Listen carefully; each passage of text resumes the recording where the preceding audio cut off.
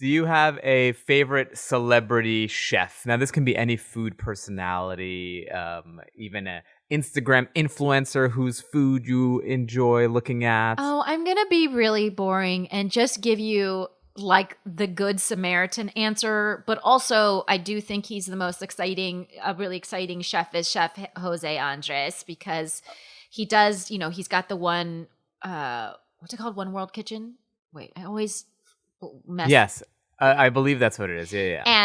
And so he's, he feeds people during disasters. He's doing it now during the coronavirus. He's trying to get free meals to people who need them. It's a global organization. They're everywhere where there is a disaster, they turn up. He's got, he's working with restaurants that are being underutilized now during coronavirus to get people food. And so I think what I love is that you can be a guy that really cares about food and what it tastes like and how good it is and all of that stuff, and be innovative and all of that shit that you want out of a chef, right? But that you can be like, oh, there has to be like a social dimension to my work, and this is it. It just seems so amazing what he does, where I'm like, he must be hiding something. Like there must be murder going on in the background. Right. It just seems too good.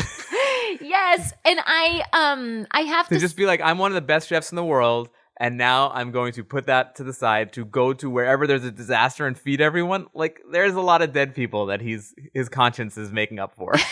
What have you done, Jose? Yes. I want to say, like, I actually, I think it's called World Central Kitchen.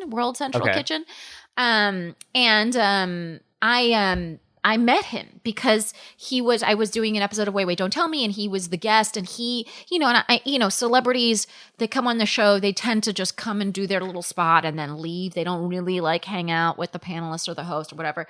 But Jose Andres, he came, he hung out, like he was just in the green room with us chatting. He was so fun.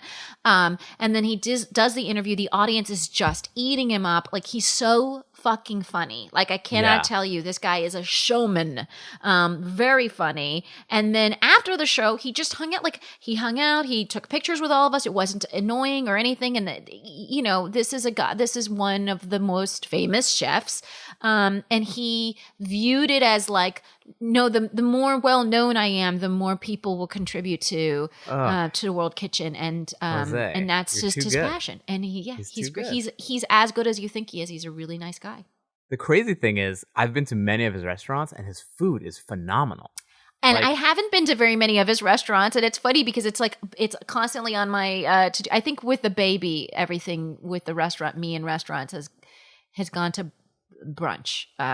He's been the because the nighttime is tough to get the sitter and all that stuff. But so they're delicious restaurants.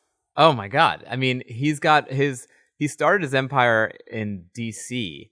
And his restaurant, Zaytanya, was like the first restaurant that brought like Middle Eastern kind of Greek, Turkish flavors to like he elevated them. And it was an epiphany. This is before there was like hip Middle Eastern food. And he's not even Middle Eastern. I mean, he's Spanish.